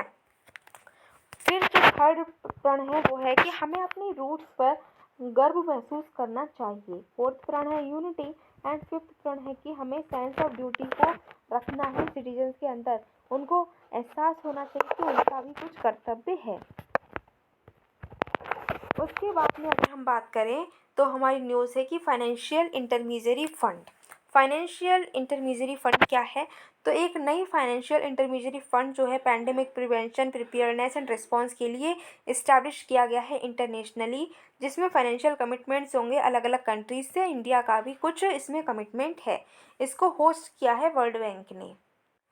वर्ल्ड बैंक ने इसको होस्ट किया है, साथ में टेक्निकल सपोर्ट मिलता है WHO से। ठीक है। ये लॉन्ग टर्म फाइनेंसिंग की बात करता है, जिससे कि PPR कैपेबिलिटीज़ को स्ट्रेंथन किया जाए लो और मिडिल इनकम कंट्रीज़ में। क्रिटिकल गैप्स जो है नेशनल, रीजनल, ग्लोबल लेवल्स में, उसको भी ये एड्रेस करता है। ओके। फर्स्ट जो हमारा टॉपिक था वो होता है ख़त्म, जिसमें हमने ग्रोथ, डेवलपमेंट और पॉवर्टी एलिविएशन से रिलेटेड बात की थी। अब बात करते हैं फिस्कल पॉलिसी से रिलेटेड, जिसमें हमारा पहला जो टॉपिक है उसमें हम देखेंगे status of government finance. Government की फाइनेंसेस का क्या स्टेटस है, तो उसमें सबसे पहले हम बात करेंगे करंट अकाउंट डेफिसिट की। तो करंट अकाउंट डेफिसिट को पढ़ने से पहले आपको ये पता होना चाहिए कि भाई करंट अकाउंट क्या होता है, वरना आप बाद में बोलोगे कि मैम करंट अकाउंट ही नहीं पता है, आपने तो डेफिसिट बता दिया, ये समझ में नहीं आया। तो पहले समझ लो करंट अकाउंट का मतलब क्या है कि जो हमारी कंट्री है, ठीक है, हमारी इंडिया है, उसमें जितना भी एक्सपोर्ट हुआ है, ठीक है, जितना भी इम्पोर्ट हुआ है, किसका, गुड्स का, सर्विसेज का, और ट्रांसफ़र पेमेंट जितना भी मिला है, इन सब को रिकॉर्ड करता है कौन, करंट अकाउंट डेफिसिट। ठीक है, अभी बात की जाए तो अभी जो नवंबर 30 है 2022 की, वहाँ पर हमारा करंट अकाउंट डेफिसिट जीडीपी के परसेंटेज में देखें तो कितना है, तो वो है -3.9%। ठीक है, ओके। अब करंट अकाउंट डेफिसिट क्या है, तो पहले हम बीओपी का एक पार्ट है, ये समझ लो। ये क्या है, करंट अकाउंट डेफिसिट एक बीओपी का पार्ट है। बीओपी क्या है, बीओपी का दो पार्ट्स हैं, एक है करंट अकाउंट, दूसरा है कैपिटल अकाउंट। ठीक है, करंट अकाउंट में क्या आता है, विजिबल एंड इनविजिबल आते हैं। विजिबल में crude oil, car, mobile, computer, gold etcetera, इसका इंपोर्ट और एक्सपोर्ट दोनों विजिबल में आते हैं। इनविजिबल में सर्विसेज आती हैं, इनकम आती है और ट्रांसफर्स आते हैं। कैपिटल अकाउंट की अगर हम बात करें तो क्या क्या आता है, तो आते हैं इन्वेस्टमेंट्स, लोन और बैंक, जैसे एनआरआई के अकाउंट्स। ठीक है, अभी हम क्या करें, जो करंट अकाउंट डेफिसिट है इससे रिलेटेड कुछ फैक्ट्स हैं जिनको आपको देखना है। क्या कहा गया है कि जो गुड्स हैं उसमें जो ट्रेड हमने किया है, तो ट्रेड डेफिसिट हुआ है कितना, $192 बिलियन का, जिसकी वजह से जो हम हैं इंडिया का जो करंट अकाउंट डेफिसिट है वो हुआ है। ठीक है, करंट अकाउंट डेफिसिट हमारे इंडिया में है, तो उसका मेन रीज़न ये है कि जो ट्रेड डेफिसिट हो गया है गुड्स की मर्केंटाइज में, कितना सारा, $192 बिलियन। ठीक है, फिर इंडिया जो है उसका ट्रेड सरप्लस रहता है सर्विसेज में, तो ये तो अच्छी बात है। लार्जेस्ट रिसिपिएंट है हम रेमिटेंसेस के, ये भी बहुत अच्छी बात है। पिछले कुछ सालों में बात करें तो कुछ आइसोलेटेड क्वार्टर्स जो हैं वहाँ पर करंट अकाउंट सरप्लस में भी देखने को मिला था। ठीक है, अब करंट अकाउंट डेफिसिट से हमें क्या खतरा है ये समझो। तो करंट अकाउंट डेफिसिट अगर होता है तो जो फॉरेन इंस्टीट्यूशनल इन्वेस्टर्स होते हैं वो हमारी कंट्री से पैसा निकाल कर वापस चले जाते हैं। ठीक है, हमारे एक्सचेंज रेट में भी फ्लक्चुएशन देखने को मिलती है, महंगाई बढ़ जाती है, और जो आपका पेमेंट इम्बैलेंसेस होता है जिसकी वजह से बीओपी क्राइसिस भी हो सकती हैं। करंट अकाउंट डेफिसिट क्यों होता है, क्योंकि इंक्रीज डोमेस्टिक डिमांड हो सकती है, कंज्यूमर ज़्यादा स्पेंड करने लगते हैं, एनर्जी इंपोर्ट्स जो हैं वो ज़्यादा हो सकते हैं, अनकॉम्पिटिटिव एक्सपोर्ट्स हो रहे हों, या फिर ग्लोबल लेवल पर कम्युनिटी के प्राइसेस राइज हो जाएं।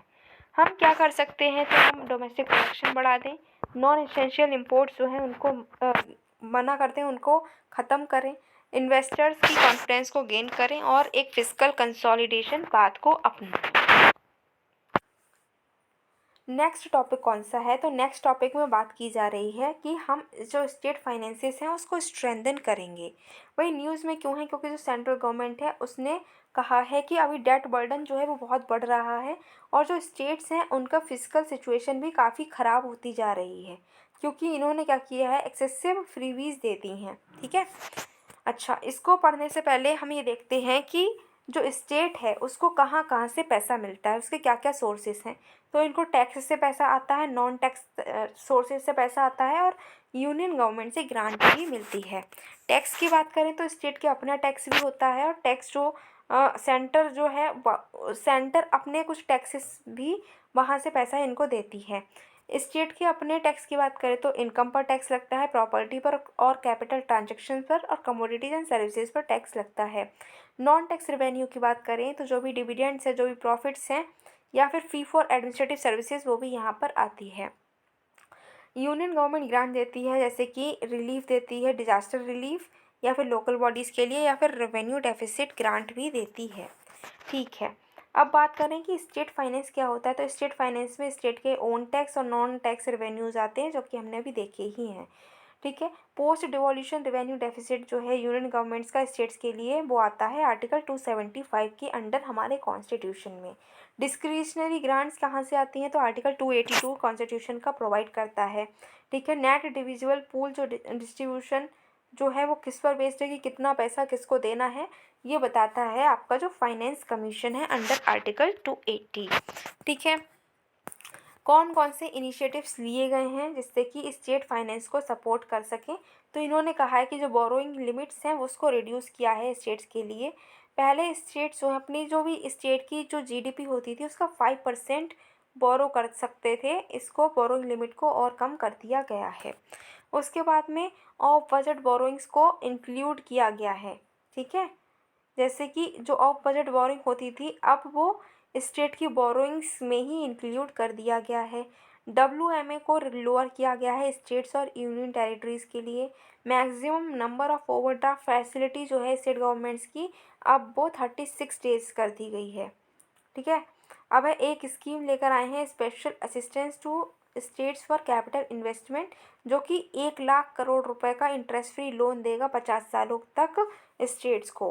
रिफॉर्म लिंक्ड एडिशनल बोरोइंग जो है वो भी की जा रही है स्टेट गवर्नमेंट के लिए, जो कि 1% एडिशनल बोरोइंग कर सकते हैं अपने GDP के, अगर वो 4 क्रिटिकल रिफॉर्म कर लेते हैं तो। क्या क्या कि one nation one ration card को इम्प्लीमेंट कर लें, ease of doing business reform कर लें, अर्बन लोकल बॉडी से रिलेटेड रिफॉर्म कर लें और पावर सेक्टर से रिफॉर्म अगर कर लेते हैं तो वो अपनी GDP का 1% और ज़्यादा बोरो कर सकते हैं। नेगेटिव इम्पैक्ट क्या होते हैं अगर फाइनेंस जो है स्टेट के वो पुअर हो जाए तो क्या इम्पैक्ट पड़ेगा? Revenue deficit, fiscal deficit, primary deficit जो है वो ज़्यादा बढ़ जाएगी, ठीक है। स्टेट्स जो है और ज़्यादा कर्जे में आ जाएंगे, फिर इकोनॉमिक ग्रोथ रुक जाएगी, जॉब क्रिएशन भी कम होंगी, ठीक है। स्ट्रक्चरल इम्बैलेंसेस हो सकते हैं और डिस्पैरिटी बढ़ जाएगी स्टेट्स के बीच में, ठीक है। अब बात करते हैं कि आखिर ये वेज एंड मीन्स क्या हैं। तो ये इंट्रोड्यूस हुए 1997 में, ठीक है। 1997 में इनको इंट्रोड्यूस किया गया है। ये क्या है? टेम्पररी एडवांसेस हैं जो कि RBI देती है। RBI एक्ट के अंडर सेंटर जो है, सेंटर और स्टेट्स को ये देती है। अगर सेंटर और स्टेट्स की रिसीट और पेमेंट में मिसमैच होता है तब 3 महीने के अंदर इसको वापस किया जाता है। इंटरेस्ट जो है वो रेपो रेट के रेट पर ही ये लगता है WMA में।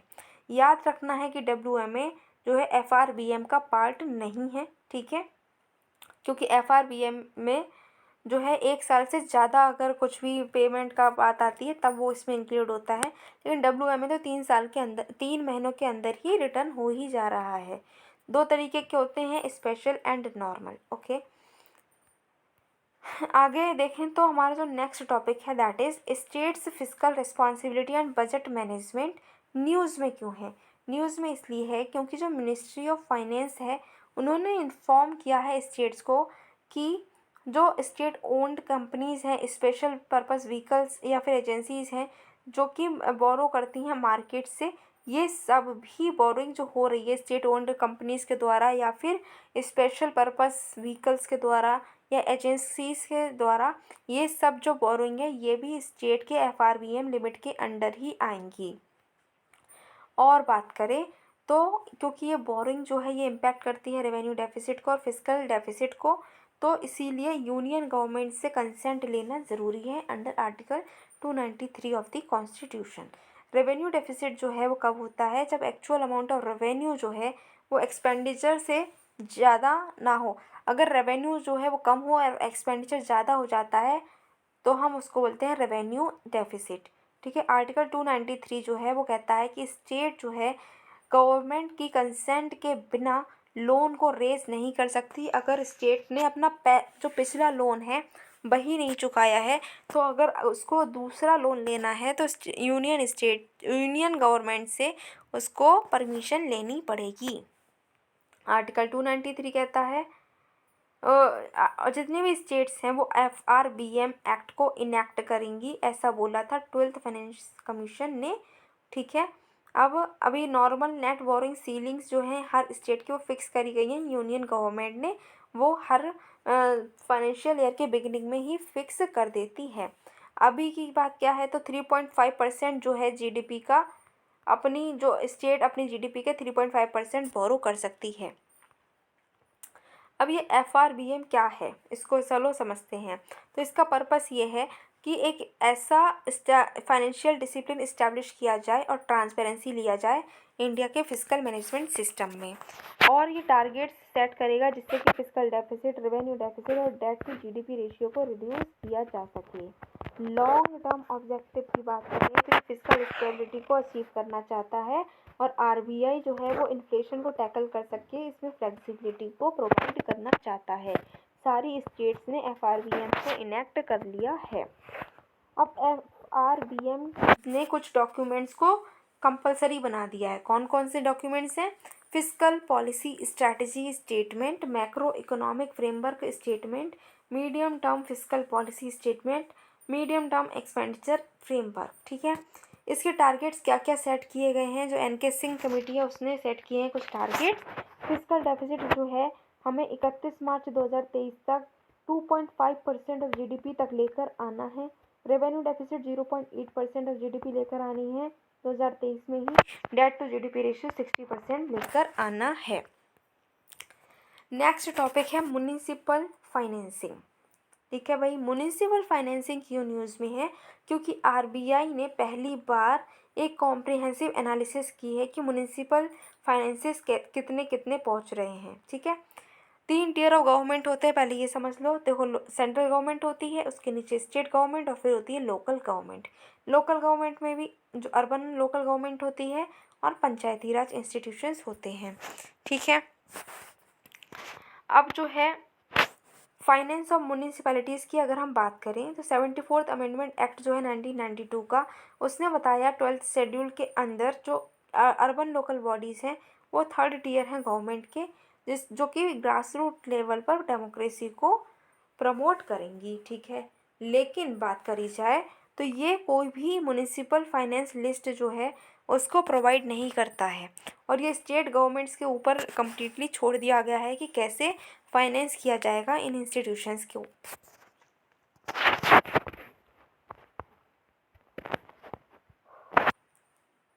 इसके बाद हमारा जो नेक्स्ट टॉपिक है वो डील करता है टैक्सेशन से। टैक्सेशन में हमारा सबसे पहले है टॉपिक जीएसटी। अब जीएसटी क्या है ये समझो। तो जीएसटी एक comprehensive multi stage destination based single domestic tax है जो कि गुड्स और सर्विसेज के कंजम्पशन पर लगता है। और बात की जाए तो ये पहली बार केलकर टास्क फोर्स ने 2003 में ही डिस्कस की गई थी।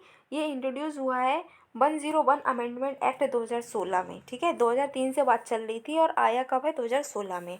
ठीक है, ये हर वैल्यू एडिशन के पॉइंट पर लगाई जाती है। कंपोनेंट्स कौन कौन से हैं, सेंट्रल जीएसटी, स्टेट जीएसटी और यूनियन टेरिटरी जीएसटी और इंटीग्रेटेड जीएसटी। अभी लॉ कौन सा है, तो आर्टिकल 246A जो है, पार्लियामेंट और लेजिस्लेचर जो है हर स्टेट की, वो क्या कर रहे हैं, उनके पास में पावर है कि वो लॉ बना सकती हैं जीएसटी टैक्स इम्पोज के, जो भी टैक्स इम्पोज हुआ है जीएसटी में उससे रिलेटेड। कुछ की टैक्सेस हैं जिसको जीएसटी से बाहर रखा है, जैसे कि ड्यूटी पर जो अल्कोहल पर एक्साइज ड्यूटी लगाई जाती है, electricity duty, stamp duty, property tax, basic custom duty, petroleum crude, diesel, petrol, aviation turbine fuel, natural gas, ये सब जो हैं इन पर जीएसटी नहीं लगती है। ठीक है, जीएसटी काउंसिल की अगर हम बात करें तो जीएसटी काउंसिल जो है ये एक कॉन्स्टिट्यूशनल बॉडी है। 101 कॉन्स्टिट्यूशनल अमेंडमेंट एक्ट से ये लाई गई है under article 279A। Unequal representation है इसका जो स्टेट्स का जीएसटी काउंसिल में। ठीक है, वेटेज की अगर हम बात करें, मेंबर्स कौन है, तो यूनियन फाइनेंस मिनिस्टर चेयरपर्सन होती हैं। यूनियन मिनिस्टर ऑफ स्टेट्स जो हैं वो इसके मेंबर होते हैं। Minister incharge of finance taxation जो है स्टेट गवर्नमेंट के, वो भी इसके मेंबर होते हैं। दूसरे की टर्म्स हैं जीएसटी से रिलेटेड, उनको देखते हैं, जैसे सिन गुड्स। सिन गुड्स क्या है, वो ऐसे गुड्स हैं जो कि जिन पर गवर्नमेंट सिन टैक्स को इम्पोज करती हैं। स्पेशल टैक्स है, सिन टैक्स क्या होता है, स्पेशल टैक्स जो ऐसे गुड्स और सर्विसेज पर लगाया जाता है जो कि सोशली डेट्रीमेंटल होते हैं। सर्कुलर ट्रेडिंग क्या है, ये जो है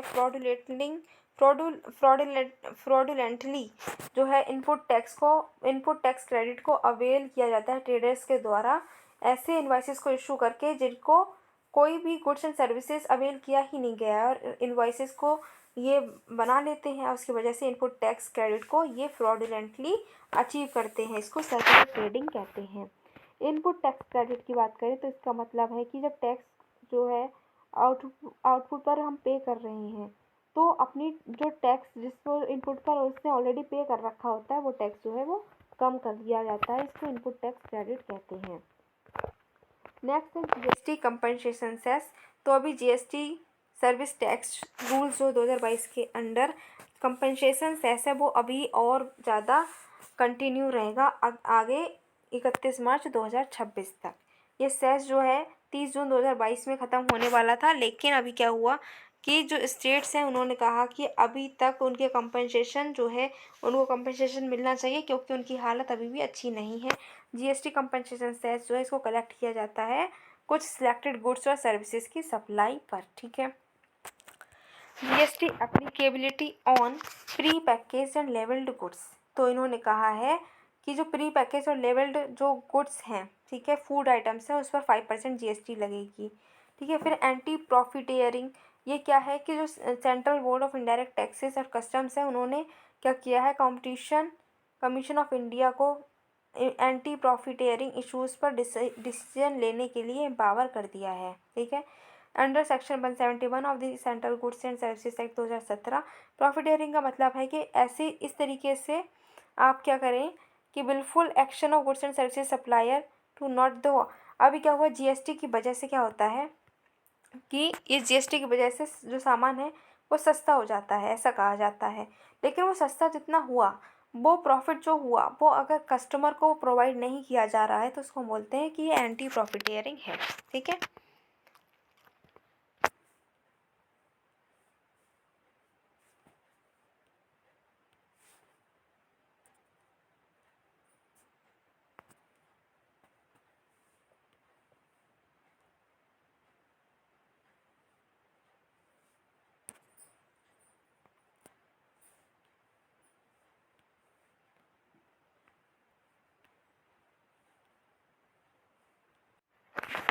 नेक्स्ट टॉपिक है अपना डिजिटल टैक्स। डिजिटल टैक्स भाई न्यूज़ में क्यों आ गया, ये डिजिटल टैक्स कैसा होता है, तो रिसेंटली G24 ग्रुपिंग जो है उन्होंने ऑब्जेक्ट कर दिया है एक प्रपोजल ये था कि जो सॉवरेन कमिटमेंट्स बनाए जाने चाहिए जिससे कि वो कोई भी future digital tax digital service tax को इंट्रोड्यूस नहीं करेंगे। ऐसा प्रपोजल था कि कोई भी कंट्री जो है वो ऐसा कमिटमेंट कर दे कि अब फ्यूचर में वो कभी भी कोई भी डिजिटल सर्विस टैक्स को इंट्रोड्यूस नहीं करेंगे, जिसको G24 जो ग्रुपिंग है उसने ऑब्जेक्ट किया है। ठीक है। अच्छा जी, और अगर हम न्यूज़ की बात करें कि और भी क्या है, तो डिजिटल सर्विस टैक्स जो है पार्ट है OECD के 2 पिलर प्लान का। 2021 में ये प्लान लॉन्च हुआ था जिसमें 138 कंट्रीज़ ने एग्री किया है, इंडिया ने भी इस प्लान में एग्री किया है। ये जो है इस प्लान में क्या कहा गया है कि ग्लोबल टैक्सेशन के लिए रूल जो है उसमें रिफॉर्म लाने की ज़रूरत है और जो टैक्स चैलेंजेस हैं जो डिजिटल इकोनॉमी की वजह से अभी जो टैक्स चैलेंजेस आ रहे हैं उनको भी एड्रेस किया जाएगा। तो अभी पहले हम बात कर लेते हैं यहाँ पर डिजिटल टैक्स इन इंडिया की। इंडिया में डिजिटल टैक्स क्या है ये देख लेते हैं, उसकी क्या स्टेटस है। तो डिजिटल टैक्स जो है वो लेवी होता है डिजिटल गुड्स पर, सर्विसेज पर, डिजिटल बिजनेस पर, एक्टिविटीज़ पर। It is a form of direct tax. ये क्या है, डायरेक्ट टैक्स का एक फॉर्म है। ठीक है। तो डिजिटल टैक्स क्या है, डिजिटल टैक्स जो है वो लेवी होता है डिजिटल गुड्स पर, सर्विसेज पर, ठीक है, डिजिटल बिजनेसेस पर, और ये डायरेक्ट टैक्स होता है। आपको याद रखना है इंडिया ने 6% इक्वलाइजेशन लेवी को इंट्रोड्यूस किया था। ये क्या था, एक डिजिटल टैक्स था जो कि नॉन रेजिडेंट डिजिटल कंपनीज पर लगना था जैसे कि गूगल पर। ठीक है। इसका एम ये था कि जो आपके ऑनलाइन एडवर्टीजमेंट सर्विसेज होती हैं उसको लिमिट करना। ठीक है। ये मतलब ऑनलाइन जो आपकी एडवर्टाइजमेंट हो रही थी उस पर ये लेवी होता था। जो भी कंपनी जो भी यहाँ पर इंडिया में आ रही हैं डिजिटल कंपनीज़ हैं और वो एडवर्टीजमेंट कर रही हैं ऑनलाइन, तो उससे जो उनको इनकम हो रही है उस पर 6% का टैक्स इंडिया ने लगाया था। ठीक है। 2020 में बात करें तो इंडियन इनकम टैक्स ने एक्सपेंड किया था इस स्कोप को। ठीक है। और फाइनेंस एक्ट 2020 के अंडर अब जो है ये 2.0 जो लेकर आए हैं इक्वलाइजेशन लेवी, ये इफेक्टिव हुआ 1 अप्रैल 2020 से। ये it is set to stay beyond, ये कहा गया है कि 2023 के बियॉन्ड भी ये ग्लोबल टैक्स के तरीके से रहेगा। ठीक है। जो which was to replace such levies by, मतलब क्या कहा गया है कि 2023 तक ये रहेगा। अब जो न्यू लेवी है अब इसमें क्या है, 2% का डिजिटल सर्विस टैक्स इंक्लूडेड है। ठीक है। जो कि trade and services foreign economic e commerce companies करती हैं उनको 2% का टैक्स देना ही पड़ेगा। ठीक है। इसका एम ये है कि जो non resident digital service providers हैं वो फेयर शेयर ऑफ टैक्स जो है वो इंडिया में इंडिया में, क्योंकि उन्होंने रेवेन्यू जनरेट किया है तो वो कुछ टैक्स यहाँ पर पे भी करें।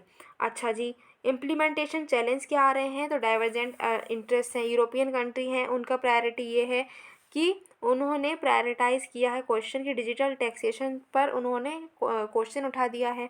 यूएस ने कहा कि ग्लोबल मिनिमम रेट होना चाहिए। ठीक है, जो लेजिस्लेटर हैं यूएस और यूरोप के, अब दोनों ही स्ट्रगल कर रहे हैं कि ऐसे लॉ को पास कैसे करें। ओके, और अगर हम बात करें तो हम देखते हैं OECD का inclusive framework on BEPS, base erosion and profit shifting. ठीक है, तो बेस इरोजन और प्रॉफिट शिफ्टिंग क्या होता है, ये टैक्स प्लानिंग है। टैक्स प्लानिंग स्ट्रैटेजीज़ हैं जो कि MNCs जो हैं वो यूज़ करती हैं, जिससे कि जो भी गैप है, मिसमैच है टैक्स रूल्स में, उसका यूज़ करते हुए वो टैक्स पे को अवॉइड कर सकें। इसको एड्रेस करने के लिए 2 पिलर का आपका फ्रेमवर्क बनाया गया, जिसमें इंडिया ने भी पार्टिसिपेट किया। पिलर 1 क्या कह रहा है, वो कह रहा है कि टैक्सिंग राइट्स को रीलोकेट किया जाए। ठीक है, दूसरा पिलर है वो कहता है कि global anti base erosion mechanism बनना चाहिए। ठीक है, अब जो है बात करते हैं G24, जिन्होंने अभी अपोज किया है। तो G24 क्या है, ये इंटर गवर्नमेंटल ग्रुप है जो कि international monetary affairs and development के लिए बनाया गया है। 1971 में G77 ने इसको बनाया है। ये फॉर्मली 1972 में क्रिएट किया गया। इसका पर्पस ये है कि डेवलपिंग कंट्रीज़ को पोजीशन को कोऑर्डिनेट किया जाए मॉनेटरी डेवलपमेंट इश्यूज़ में। ठीक है, और डिसीजंस जो हैं ब्रेटन वुड इंस्टीट्यूशंस के, उसके साथ में जो है जो डेवलपिंग कंट्रीज़ हैं उनके पोजीशन को कोऑर्डिनेट किया जाए। हेडक्वार्टर है वाशिंगटन USA में, 29 मेंबर्स हैं और इंडिया भी G24 का मेंबर है, आपको याद रखना है। उसके बाद में हम OECD की भी बात कर लेते हैं। भाई OECD जो है उसके ही तो ये हम 2 पिलर्स की बात कर रहे थे, जिसका हम भी पार्ट हैं। ठीक है, तो OECD क्या है, पहली बात तो ये इंटरनेशनल ऑर्गेनाइजेशन है जिसने OEEC को रिटायर किया 1961 में। ठीक है, और इसका हेडक्वार्टर है पेरिस, फ्रांस में। ऑब्जेक्टिव ये है कि बेटर लाइफ्स के लिए बेटर पोजीशन ये बनाना चाहता है। इंडिया OECD का मेंबर नहीं है। ठीक है, आपको याद रखना है। ओके, अब मूव करते हैं नेक्स्ट टॉपिक पे, वो है taxation of virtual digital assets. भाई ये न्यूज़ में क्यों आ गया, तो ये न्यूज़ में इसलिए आ गया है क्योंकि जो CBDT हैं उन्होंने अमेंड किया है इनकम टैक्स के रूल्स को, जिससे कि वो स्पेसिफाई करें कि किस तरीके से जो नए टैक्सेशन ऑन डिजिटल सर्विसेज हैं उस पर TDS प्रोविजन जो है वर्चुअल डिजिटल एसेट्स पर, उसको कैसे कंप्लाई किया जाएगा। इसके लिए इनकम टैक्स रूल्स को अमेंड किया गया है। और बात की जाए तो 1% का TDS लेवी होगा जो भी आपके वर्चुअल डिजिटल एसेट्स हैं उसके पेमेंट पर। ठीक है, और क्रिप्टो करेंसीज जो कि 10,000 से ज़्यादा एक साल में है उन पर क्या होगा, वर्चुअल डिजिटल एसेट का टैक्स जो है TDS लगेगा 1% का। ठीक है, थ्रेशोल्ड जो है वो 50,000 भी हो सकती है किसी भी एक साल में स्पेसिफाइड पर्सन के लिए, जो कि इंडिविजुअल और हफ्स में इंक्लूडेड नहीं है। अब ये वर्चुअल डिजिटल एसेट्स क्या होते हैं, तो फाइनेंशियल 2022 ने डिफ़ाइन किया है कि IT एक्ट 1961 के अंडर इनको डिफ़ाइन किया गया है। इन्होंने बताया कि कोई भी इंफॉर्मेशन या कोड या नंबर या फिर टोकन जो कि क्रिप्टोग्राफिक मीन्स से बनाया गया हो, तो उसको हम बोलेंगे कि ये क्या है, वर्चुअल डिजिटल एसेट है। इसमें जो NFTs हैं और क्रिप्टोज़ हैं वो भी इंक्लूडेड होते हैं। ये एक डिजिटल रिप्रेजेंटेशन है वैल्यू का, जिसको हम एक्सचेंज कर सकते हैं विद और विदाउट कंसीडरेशन। इसमें crypto currencies, NFTs, dematerialise shares, promotional currencies, e-books भी इंक्लूडेड हैं। RBI ने हाईलाइट किया है कि क्रिप्टो करेंसीज रिस्क जो है, इससे क्या होगा, कंट्री में हमारी इंडिया में क्या हो सकता है, डॉलराइजेशन भी हो सकता है। International virtual currency they allowed legal tender. देखो कुछ कंट्रीज़ ऐसी हैं जिन्होंने क्या किया है कि क्रिप्टो करेंसी को जो है अपना लीगल टेंडर बना लिया है, जैसे कि आपका अल सल्वाडोर है और सेंट्रल अफ्रीकन रिपब्लिक है। कुछ कंट्रीज़ ने इसको बैन कर दिया है, जैसे कि चाइना। ठीक है, अब इस पर टैक्सेशन की बात कर लेते हैं कि भाई टैक्स कैसे लगेगा। तो इनको अगर हम ट्रांसफ़र करते हैं तो इस पर 30% का टैक्स लग जाएगा। ठीक है, कोई भी डिडक्शंस अलाउड नहीं है। अगर गिफ्ट भी मिलता है ना, तो जिसके हाथ में ये डिजिटल एसेट का गिफ्ट मिल रहा है वो उसको टैक्स देना पड़ेगा। रेगुलेशंस क्या हैं? अगर आप जो डिजिटल एसेट्स है उसका एडवर्टाइजिंग करते हैं तो क्या रेगुलेशन है? कंज्यूमर प्रोटेक्शन एक्ट 2019 में बताया कि पेनाल्टीज और दी गई हैं।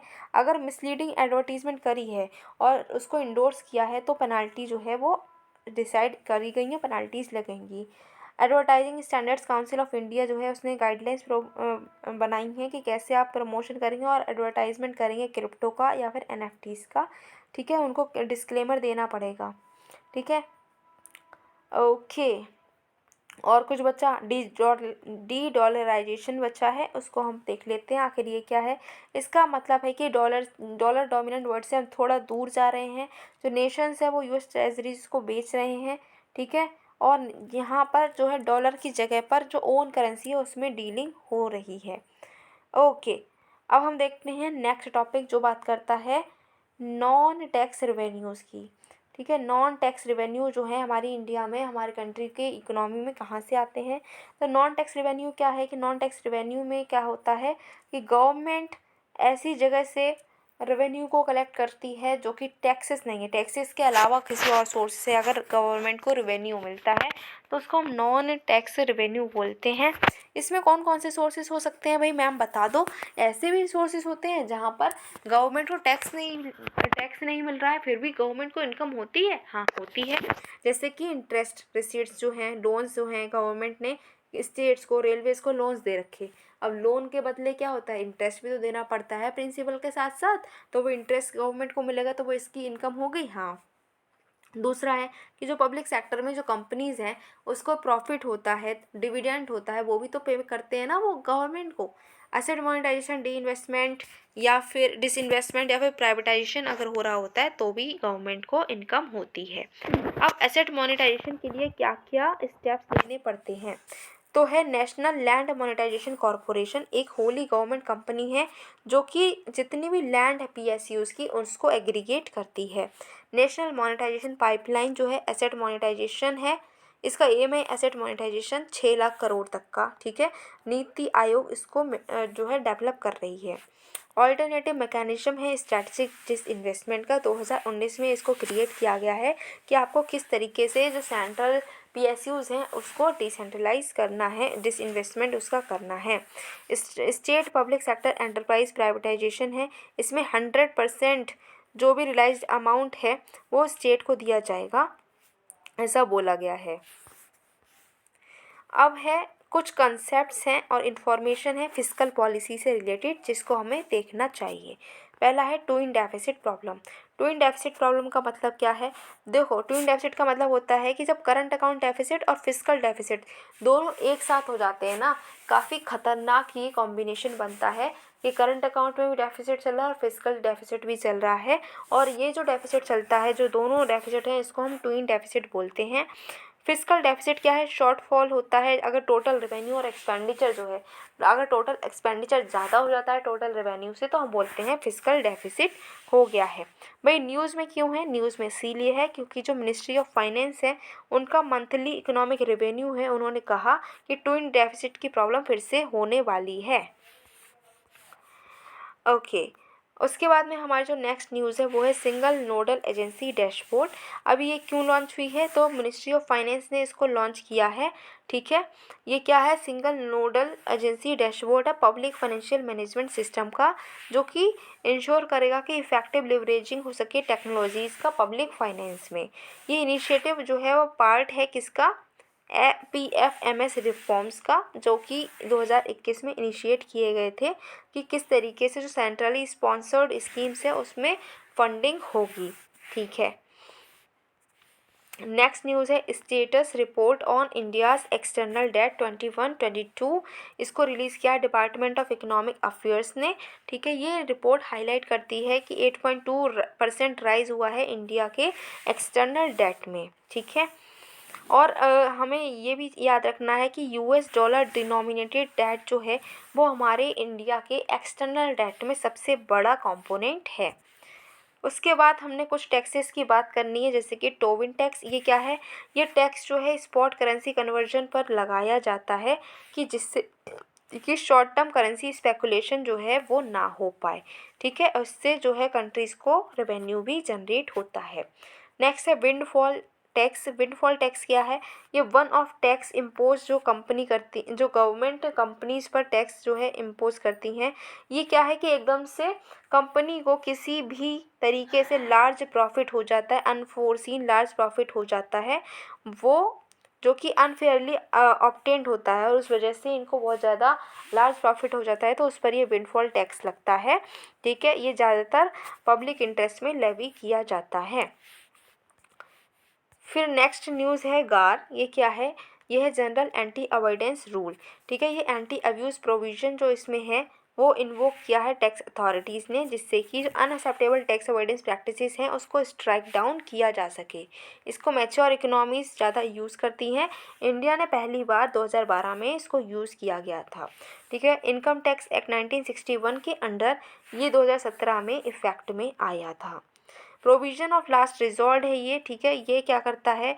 उन लॉफुल प्रैक्टिसेस को स्ट्राइक डाउन कर देता है जिसकी वजह से टैक्स लॉ की इंसेंटिव्स जो हैं, इंटेंशन है वो ही ख़त्म हो जाए, तो क्या करता है ये? उस लॉ को ही ख़त्म कर देता है, लॉफुल प्रैक्टिसेस को ही स्ट्राइक डाउन कर देता है।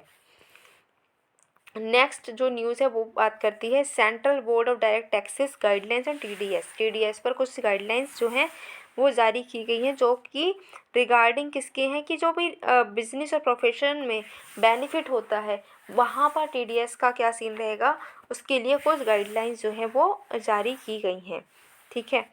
अब यहाँ पर कहा गया है कि रिडक्शन होगा टीडीएस का 10% से। कोई पर्सन जो कि बेनिफिट देता है 20,000 से ज़्यादा एक साल में, तो उसका टीडीएस 10% कटेगा, इतनी बात इन्होंने कही है।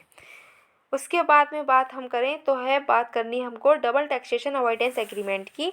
अभी क्या हुआ है कि इनकम टैक्स अपीलेट अथॉरिटी ने रूल आउट करा है कि जो गूगल इंडिया का पेमेंट है आयरलैंड यूनिट के लिए वो रॉयल्टी नहीं था, इसीलिए वहाँ पर टैक्सेस को विदहोल्ड नहीं किया जा सकता। रॉयल्टी का मतलब है कि जो ओनर है वो किसी की भी प्रॉपर्टी यूज़ करता है और उसके बदले वो क्या कर रहा है? कुछ पैसे पे करता है। इनकम जो रॉयल्टी से अगर अर्न होती है तो उस पर टैक्स इंडिया में लगता है। अब जो डबल टैक्स अवॉइडेंस जो आपका एग्रीमेंट है, ये टैक्स ट्रीटी है जो इंडिया और दूसरी कंट्री के साथ में साइन होती है, जहाँ पर टैक्स पेयर जो है एक ही कंट्री में टैक्स पे करेगा, दूसरी कंट्री में वो टैक्स पे नहीं करेगा सेम इनकम के लिए। इसको बोलते हैं डबल टैक्स अवॉइडेंस एग्रीमेंट, ठीक है। फिर है RNOR। ये क्या है? Resident but not ordinarily resident. ये क्या है? ये एक ऐसी क्लास है जो कि रेजिडेंशियल स्टेटस देती है इनकम टैक्स लॉ में। ये रिप्रेजेंट करती है ऐसे पर्सन को जो कि ऑर्डिनरी रेजिडेंट का क्वालिफाई नहीं कर पाता। इसमें ऐसे पर्सन आते हैं जो कि 182 डेज से तो कम लेकिन 120 दिन से ज़्यादा इंडिया में रह रहे हों, 15 लाख से ज़्यादा रुपए कमा रहे हों इंडिया में, ठीक है। और उसके बाद में जो हमारा नेक्स्ट न्यूज़ है वो है ऑटोमेटिक एक्सचेंज ऑफ इंफॉर्मेशन, ठीक है। इसमें क्या कही गई है?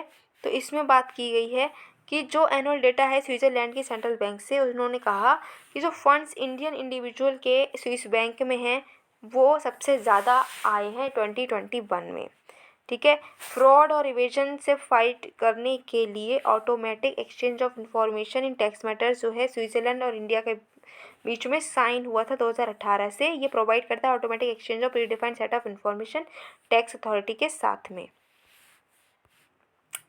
इसी के साथ में हमारा जो फर्स्ट पार्ट है वो होता है कंप्लीट। आई होप आपको सबको सब कुछ समझ में आया होगा। अगर आपको सब कुछ समझ में आया है तो आपको करना क्या है? वीडियो को लाइक करो, शेयर करो, चैनल को फटाफट से सब्सक्राइब कर लो, जिससे कि जो नेक्स्ट पार्ट आएगा उसको आपको सर्च ना करना पड़े।